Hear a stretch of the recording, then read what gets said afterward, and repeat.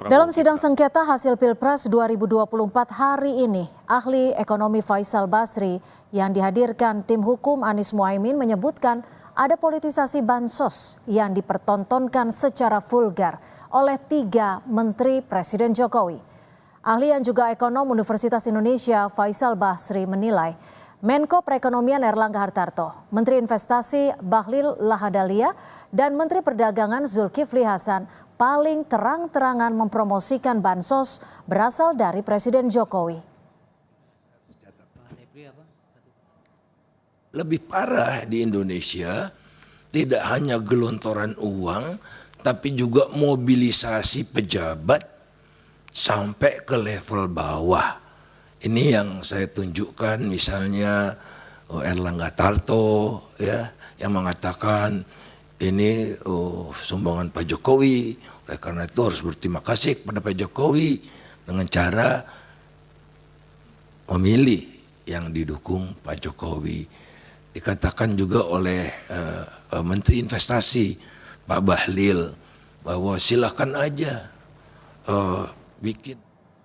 Tim Amin lewat saksi ahli menyampaikan berbagai permasalahan sengketa Pilpres, mulai dari dukungan petahana terhadap peserta Pilpres, keterlibatan Menteri Jokowi yang vulgar, politisasi bansos. Kita kupas bersama sejumlah narasumber sore ini. Sudah ada Billy David, tim hukum dari Timnas Amin, dan juga Frits Edward Siregar, tim hukum dari Prabowo Gibran.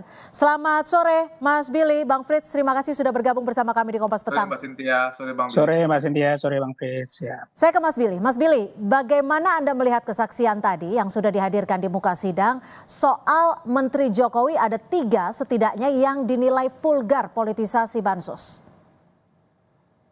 Baik, yang pertama sebelum masuk ke pernyataan tentang menteri, ada 2 hal. Yang pertama, saya itu juru bicara bukan tim hukum, yang jadi klarifikasi. Kemudian yang kedua, saksi ahli yang kita hadirkan dalam persidangan hari ini itu merupakan orang-orang yang memiliki integritas, kredibilitas, dan juga kompetensi yang tidak diragukan. Terkait dengan menteri yang disebutkan dan bahkan ditindaklanjuti dengan tanggal 5 nanti dihadirkan beberapa menteri yang akan hadir, harapannya meskipun secara tersirat MK menyatakan bahwa itu bukan atas dasar permohonan dari 01 ataupun 03, tapi kami melihat menteri-menteri yang terkait yang memiliki relevansi ataupun juga secara teknikal, secara hal yang berkaitan dengan penyaluran langsung nama-nama yang disebutkan oleh Pak Faisal Basri tadi misalkan, itu merupakan betul-betul nantinya didengarkan keterangannya, sehingga menteri-menteri yang diindikasikan terkait dengan misalkan bansos itu juga bisa memberikan keterangannya secara langsung kepada publik dan bisa dipertanggungjawabkan. Dan tentu kita berharap apa yang disampaikan memang berdasarkan fakta dan memang berdasarkan asas tidak berpihak kemanapun. Tapi dengan nama-nama yang disebut tadi kita merasa ada yang terhubung secara langsung ataupun ada yang tidak terhubung secara langsung tapi ikut terdampak. Oke, Bang Frits, ada 3 nama menteri, Erlangga Hartarto, Pak Bahlil, dan juga Zulkifli Hasan yang dinilai paling vulgar untuk politisasi bansos. Bagaimana Anda menanggapi pernyataan dari ahli ekonomi ini? Pertama-tama kita harus bisa membedakan dulu Mbak, mana namanya pelindungan sosial dan mana namanya bansos. Untuk tahun 2024 ada 493 triliun, untuk tahun 2023 ada 479 triliun. Dan pada saat kita berbicara mengenai perlindungan sosial itu akan terbagi untuk beberapa kategori. Ada namanya untuk PIP dan PPIK, itu adalah untuk itu yang menjadi tanggung jawabnya Kemendikbud, ada kemudian untuk di Kementerian Sosial, ada nama juga subsidi non energi itu bank, ada juga subsidi energi itu untuk Menteri ISDM, dan jangan lupa juga untuk subsidi kesehatan untuk BPJS Kesehatan. Semua itu masuk dalam kategori namanya perlindungan sosial, di mana salah satunya 81,9 triliun merupakan dikelola oleh Kementerian Sosial. Dan itu jumlahnya hampir sama antara tahun 2023 dan tahun 2024, Mbak. Jadi, pada saat kita berbicara mengenai bansos, seharusnya paslon 1 bisa menyampaikan kategorinya seperti apa. Karena setiap bansos tersebut, Mbak, itu kan dibagikan langsung by name, by address, langsung kepada rekeningnya. Yang langsung kepada si rekening si penerima, kepada setiap orang, dan dibagikan melalui Kementerian Keuangan. Jadi, pada saat kita berbicara mengenai perlindungan sosial, atau mungkin dalam konteks sempit, paslon 1 mengatakan itu bansos, itu berlaku untuk kepada setiap orang tanpa peduli bahwa dia itu dari provinsi mana, tanpa peduli dia apakah dia memilih paslon 1, paslon 2, atau paslon 3, tapi itu merupakan program yang sudah disetujui oleh pemerintah dan DPR dalam rapat-rapat Oke. APBN dan juga program kerja. Oke, Mas Billy, ini disebut bahwa ada pembagian kategorinya. Ini menurut Anda sendiri, ada juga statement dari sejumlah menteri yang menyebutkan terima kasih Pak Jokowi. Bagaimana Anda melihat ini? Baik, kalau dilihat dari substansi dari persidangan hari ini, itu bukan dalam pembahasan tentang terminologi ataupun teknis pembagian bansos seperti yang disebutkan Bang Frits tadi. Tapi kita justru melihat bagaimana bansos itu dipolitisasi oleh menteri-menteri tersebut seakan-akan menjadi karyanya presiden atau seakan-akan untuk digunakan untuk mobilisasi dukungan terhadap paslon 02. Dan terang-terangan apa yang disampaikan kan juga sudah jadi bukti, sudah jadi kontroversi sejak sebelum pemilu, ungkapan-ungkapan atau bahkan keterlibatan langsung ketika pembagian, itu yang menjadi soal selama ini. Dan ketika terminologi atau teknis-teknis itu memang kita mempercayai sepenuhnya, tapi kan yang kita ingin usut adalah bagaimana timingnya, bagaimana momentum itu dibagikan, kenapa daerah-daerah itu yang dibagikan, kenapa kemudian dirapel pemberiannya, itu kan yang kita ingin dengarkan secara utuh dari penjelasan menteri. Dan harusnya penjelasan-penjelasan seperti Bang Frits tadi disampaikan oleh menteri yang terkait, di depan MK, di depan kami pemohon ataupun juga pihak terkait, dan juga publik bisa mendengarkan secara langsung, dan itu akan bisa menerangkan apakah memang ada keterlibatan, meskipun kita indikasikan keterlibatan atau mungkin nanti dibantah dan seterusnya. Oke, Bang Frits, bagaimana Anda melihat ini soal masifnya dari ketiga menteri yang dinilai sangat vulgar, dan juga Faisal Basri menyebut bahwa bantuan ini diberikan justru lebih masif di tahun 2024 dan lebih sedikit jika dibandingkan 2021 saat ada dampak El Nino.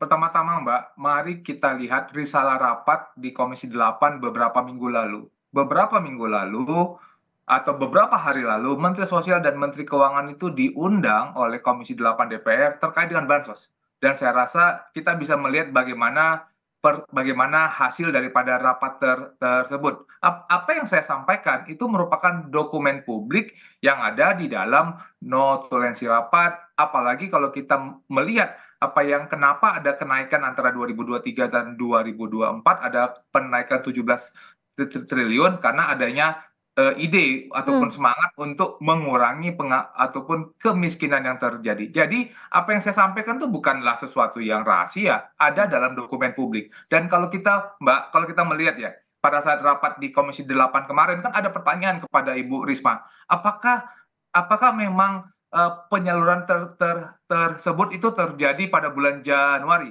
Dan dalam rapat tersebut Ibu Risma juga mengatakan tahun 2023 itu juga pada bulan Januari. Jadi kalau kita mengacu kepada rapat di DPR kemarin terkait dengan bagaimana proses pembagian bansos, kita bisa melihat bagaimana caranya dan kapan dan kenapa itu dibagikan rapel pada bulan Januari, karena pada tahun 2023 juga dilakukan pada bulan Januari. Cuma memang bedanya adalah kita memiliki pemilu tahun 2024 di bulan Februari. Jadi kalau kita bisa melihat Mbak, rapat-rapat kenapa kemudian di rapat-rapat di Komisi 8 pada bulan November, kenapa diserahkan ini? Dan itu kan ada filosofis dari para teman-teman yang ada di DPR ataupun di Komisi 8 yang bertanggung jawab untuk itu. Lalu bagaimana Anda menjawab terkait dengan ketiga menteri yang dinilai sangat vulgar untuk mempolitisasi bansos? Kalonya kita bisa melihat Mbak, bahwa bansos ataupun perlindungan sosial ataupun di dalam kategorinya kecil itu merupakan bansos. Ini kan merupakan program daripada pemerintah. Jadi program pemerintah yang dilakukan dan yang sudah disetujui oleh partai politik dan kemudian diadministrasikan oleh pemerintah. Jadi dari kacamata menteri-menteri yang memang memiliki kewenangan untuk melaksanakan ataupun mendistribusikan, meskipun sebenarnya Mbak, kalau kita ngomong soal bansos, kan yang dapat menyampaikan bansos tersebut kan bukan hanya kementerian terkait.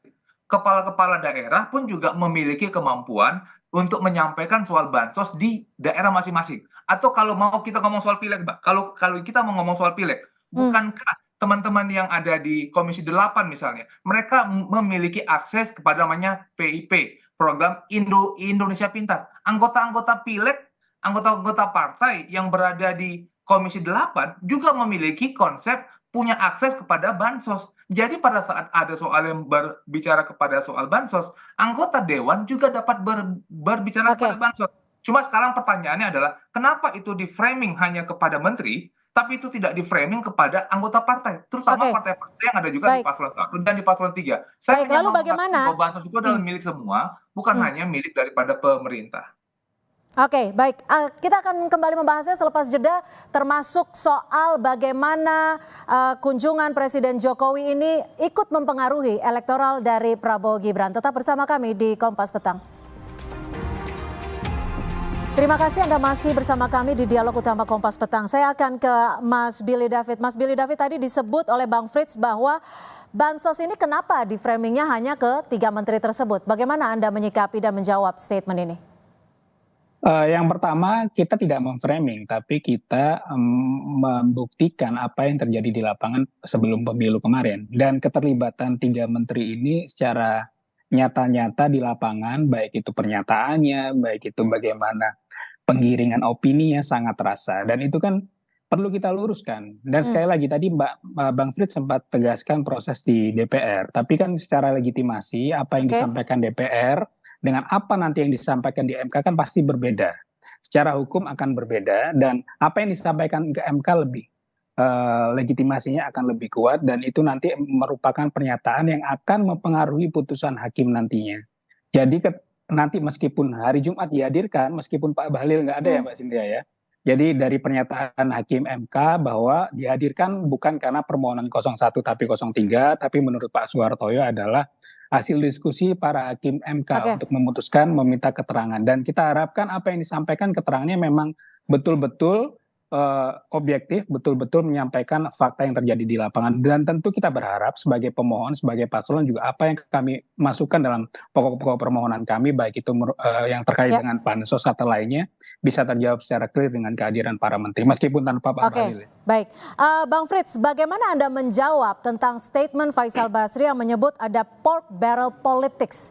Dan ini termakan karena memang sebagian besar masyarakat Indonesia terdiri dari masyarakat miskin, nyaris miskin, dan juga rentan miskin. Saya rasa itu saya sebenarnya cukup sedih ya mendengar pernyataan dari Pak Faisal Basri terkait bagaimana seakan-akan orang itu memilih seseorang itu karena pork barrel policy. Padahal kalau kita mengacu kepada berapa anggaran pelindungan sosial yang 2023 yang 479 triliun dan tahun 2024 ada 493 triliun, ada peningkatan 17 triliun, Oke. seakan-akan tuh kita memilih karena adanya pork barrel policy. Padahal kalau kita berbicara tadi saya sampaikan di awal, pelindungan sosial tersebut ada subsidi listrik, subsidi kesehatan, kemudian program Indonesia Pintar, ada PKH, dan untuk bansos langsung itu ada 81,9. Jadi bukankah kita kembali kepada diskusi awal yang tadi sudah ada di MK? Kenapa kenapa memilih paslon 2? Karena semangat yang sudah berjuang 4 kali pemilu, karena ada gemonya, atau karena ada program makan siang gratis yang tidak pernah dipikirkan oleh yang lain. Kenapa seakan-akan muncul tuh pork barrel policy? Sedangkan Mbak, kalau kita mengacu kepada program-program perlindungan sosial yang tahun 2021, tahun 2022, saatnya dalamnya proses itu semua itu kan bagian daripada program perlindungan sosial. Baik. Dan itu bisa kita lihat bagaimana dari program-program selama ini sudah berlangsung. Baik, kami tangkap Bang Frits. Yang juga menjadi sorotan dan menarik dalam sidang di Mahkamah Konstitusi kali ini adalah bagaimana salah satu saksi ahli menyebut bahwa suara Prabowo Gibran itu dinilai hanya 42% jika tidak mendapatkan dukungan dari Presiden Joko Widodo dan juga tidak mendapatkan sokongan bansos yang memang menjadi sorotan ini, termasuk soal kunjungan Jokowi. Ya, kalau saya Mbak melihat kan Mas beda. Billy, sorry. Oh, saya dulu. Baik. Apa yang disampaikan tadi itu kita cantumkan dan tuliskan semua dalam permohonan kami, Mbak. Jadi termasuk bagaimana tren kunjungan Pak Presiden beberapa waktu sebelum pemilu itu misalkan banyak ke kantong-kantong di Jawa Tengah. Lalu kemudian secara elektoral dari hasil survei yang secara ilmiah itu tiba-tiba ketika sudah dicalonkan dengan Mas Gibran, itu terjadi tren fluktuasi yang sangat tidak wajar. Dan itu menurut hitungan-hitungan teknokratis, hitungan-hitungan ilmiah itu sangat tidak masuk akal. Dan tentu bagaimana kita tentu ingat ketika Presiden berkunjung mengajak menteri-menteri yang tadi sempat kita bahas, juga banyak selalu ada gimmick-gimmick atau simbol-simbol yang ditampilkan, misalkan makan siang sama-sama, kemudian menghadirkan para selebritas, dan juga bagaimana bansos itu dibagikan langsung seakan-akan nanti ketika kita tidak lagi memilih calon yang didukung presiden, maka kita akan kehilangan bansos ini. Jadi simbol-simbol itu yang ditampilkan. Itu kan simbol, Mbak. Itu kan Oke, silakan Bang Frits.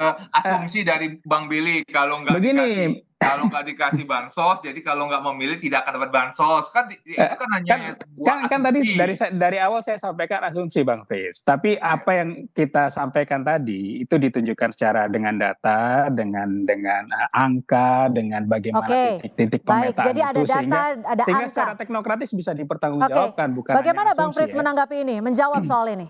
Mbak, coba kita lihat presiden kita Pak Jokowi ini beda sama presiden lain. Beliau suka pakai sepatu kets, sukanya jalan-jalan, dan jalan-jalan beliau itu kan bukanlah sesuatu yang baru sekali dilakukan. Selama masanya beliau jadi presiden, beliau tuh suka jalan-jalan gitu loh. Terus kenapa pada saat beliau jalan-jalan, kemudian seakan-akan terjadi perubahan? Karena disebut ada simbol-simbol yang seakan-akan memberikan dukungan.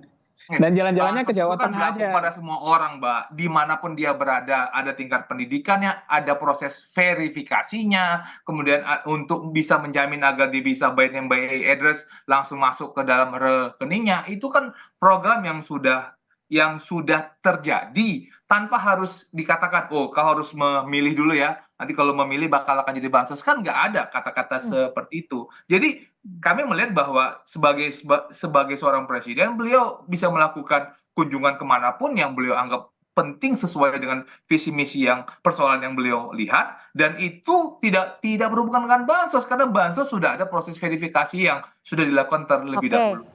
Dan lihat, bukankah Aceh dan Sumatera Barat beliau juga paslon 2 juga tidaknya menang misalnya, meskipun saya yakin di Aceh dan juga di Sumatera Barat juga ada bansosnya, tapi kan bukan berarti ditahan Bang Frits, silakan direspon Mas Billy. Karena tidak ada bansosnya gitu loh, Mbak.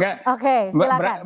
Berarti yang disampaikan kan membenarkan kalau disinggung tentang Aceh, Sumatera Barat kemudian tidak menang, itu kan berarti ada misi yang harusnya bansos dibagikan menang juga di sana.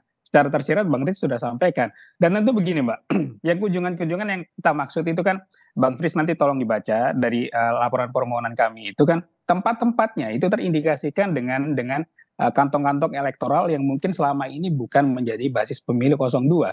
Dan terhadap daerah-daerah yang kita anggap krusial itu tentu paslon 03 nantinya bisa menjelaskan secara definitif, secara ini ya, secara rinci. Tapi dari laporan kami, tempat-tempat itu terkait juga kemudian dengan bagaimana efeknya terhadap efek elektoral. Dan jalan-jalannya cuma ke Jawa Timnya Tengah, tidak bekerja, berarti TKN tidak bekerja, kalau TKN tidaknya bekerja, TKN, ya? Partai-partai politik pendukung tidak bekerja, kan itu dia punya asumsinya. Padahal menghubungkan kehadiran Pak Jokowi kemudian suara paslon 2 menang, berarti sana kan orang yang berpuluh-puluh ribu orang yang melakukan kampanye itu sekarang tidak bekerja, kan nggak bisa dianggap sebagai satu indikator, Bang.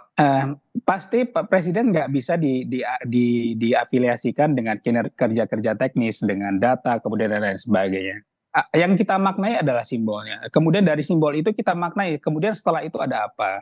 Apakah betul bansos digelontorkan kemudian secara masif di daerah tersebut? Bagaimana kemudian ada kunjungan lanjutan? Bagaimana misalkan di permohonan kami yang lain, di pokok permohonan kami yang lain ada pengerahan-pengerahan oleh pejabat daerah setempat, kemudian ada pengerahan kepala desa. Itu kan kalau kita tarik benang merahnya pasti ada keterkaitannya. Dan Oke. itu semua yang kita cantumkan secara lugas Baik, dengan ditahan. bukti, dengan salih, dan Aha. ditambah lagi dengan keterangan saksi yang tadi Oke, sudah disidangkan. silakan Bang Frits. Karena ini dinilai ada simbol-simbol tertentu, ada kunjungan lanjutan, ada juga soal pengerahan. Yang pertama-tama Mbak, bahwa bansos itu adalah kalau dalam konteks kecil ya, konteks kecil darinya perlindungan sosial bansos itu sudah ada proses verifikasinya. Dan yang kedua, di dalam proses pemilu ada dinamika yang terjadi, misalnya adanya penyelenggara pemilu yang tidak netral, misalnya, atau adanya ASN yang tidak netral. Dan kalau kita membaca jawaban daripada Bawaslu sebagai pemberi keterangan, dan saya yakin Bang Billy juga sudah baca, misalnya ada penanganan pelanggaran yang sudah terjadi baik kepada paslon untuk yang pendukung paslon 1, paslon 2, dan paslon 3, itu juga ada laporan-laporan yang dikirimkan kepada BKN ataupun kepada KASN misalnya. Itu merupakan bagian daripada proses dinamika yang kita miliki dalam proses pemilu. Tetapi tidak bisa dijadikan bahwa seakan-akan karena ada proses kehadiran, kemudian ada pengerahan massa, kemudian seakan-akan hanya paslon 2 yang diuntungkan. Sedangkan kita bisa melihat bahwa ini kan berlaku untuk semuanya, bansos buat untuknya berlaku semuanya. Dugaan pelanggaran juga ada pelaporan kepada paslon 1, 2, dan 3. Jadi ini adalah dinamika politik yang terjadi. Dan itulah peran daripada kita bisa mendengarkan keterangan Bawaslu, Mbak, dalam proses-proses yang akan kita temui ke depan. Terakhir, Mas Billy, bagaimana sikap dari Timnas Amin? Adakah optimistis terkait statement dari para ahli yang disampaikan di muka sidang hari ini? Singkat saja. Kami optimis apa yang disampaikan ahli, saksi itu nantinya memperkuat dalil-dalil yang sudah kami bawa. Dan dalil yang kami bawa itu kan ada alasan jurisprudensi, ada data di baliknya, dan juga keterkaitan satu dengan lain. Tapi sekali lagi jangan gunakan hanya kacamata bansos, Mbak Cynthia. Karena apa yang kami bawa itu ada keterkaitan, baik itu secara kronologi ataupun bagaimana kemudian hal-hal tersebut dimanfaatkan untuk pemenangan. Jadi ketika sudah melihat itu secara komprehensif, maka kita bisa lihat itu bukti-bukti yang nyata dan juga bisa dipertanggungjawabkan. Jadi kami tangkap artinya Anda ingin menyampaikan bahwa ada korelasinya. Terakhir, Bang Frits, bagaimana Anda melihat sidang hari ini? Apakah optimistis juga bisa menepis semua keterangan dari ahli? Singkat saja.